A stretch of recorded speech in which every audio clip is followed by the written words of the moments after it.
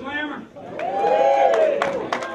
next Slammer was born in Japan from a military family. She's called Chesapeake home since 1989. She's been working at Changes Hairstyling since 2000 and partnered as owner in 2013. She's on the board of the Get Business Association, also a member of the Retail Alliance. Help me welcome to the stage, Ashley Hebert. Clap for Ashley, come on.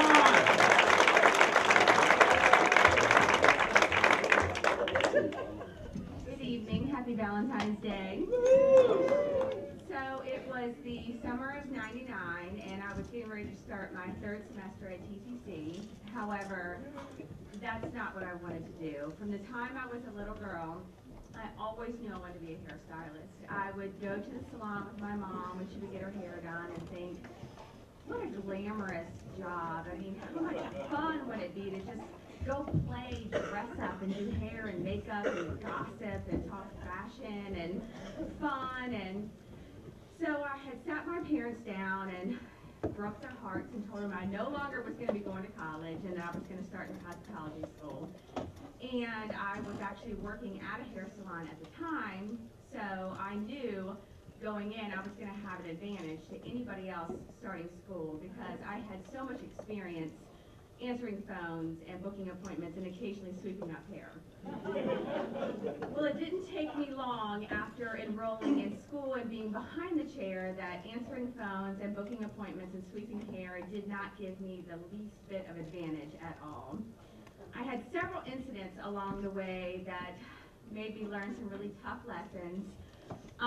The first being my sister, who reminds me of this every single time I caught her and color her hair. Was going back to work from being on maternity leave after having her first child, and I had convinced her that she needed to get a spiral perm.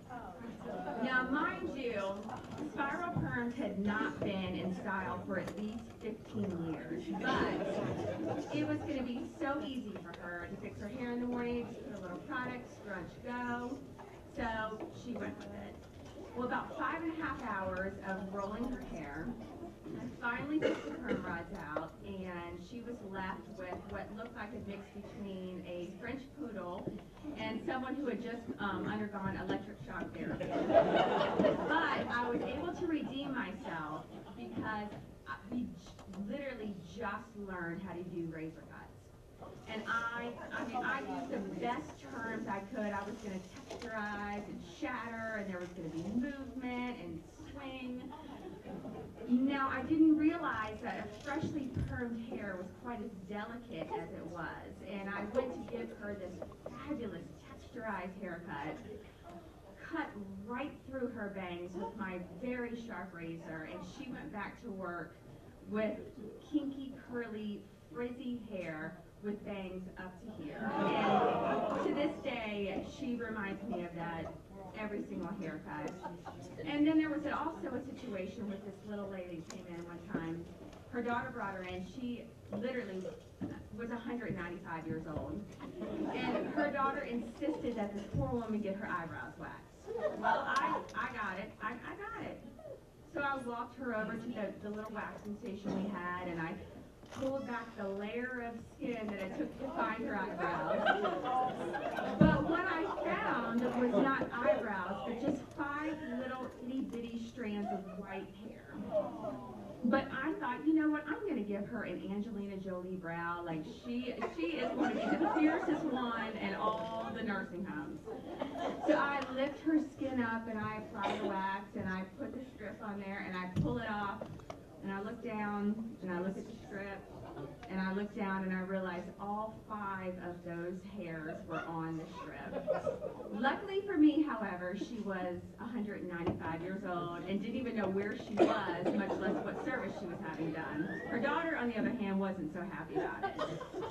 But after lots of practice, I did get better. And I graduated at the top of my class and went on to take my state boards and passed with flying colors. So then I had to find a place to work after that. And I definitely looked around at all sorts of different salons in Chesapeake, which I call home, but didn't find the right fit. So I found myself driving into Ghent and went to Changes Hairstyling. And from the second I walked in, I realized that I was home. And I was fortunate enough to be interviewed and hired on the spot and started the next day. And 15 years later, I haven't looked back. I have had the most amazing opportunities at Changes Hairstyling. I have traveled all up and down the East Coast. But not only that, I realized that yes, this job is glamorous and it's fun and it's fashion and it's gossip and it's hair and it's makeup. But what I didn't realize is how much my life would be blessed. I have had the opportunity to sit with clients and hold their hands before I shave their head while they're undergoing chemotherapy. And I've done babies' first haircuts, and then years later did their hair for ring dances and proms. I've had the opportunity to work with the most talented stylist, in my opinion, in all the United States. And then 2 years ago had the opportunity to call my home and partner with my business partner and become the owner of it. I cannot possibly think of another industry that could be as rewarding as this industry. As Vince was saying in the commercials, that's what your clients talk to your stylist about. You're not just a stylist, but you're a doctor, and you're a marriage counselor, and you're a therapist. People tell their stylists more juicy gossip than they tell their own best friends. I have bonded with my clients and my staff, and I could not imagine a better salon or a better industry to be in. And that's my story.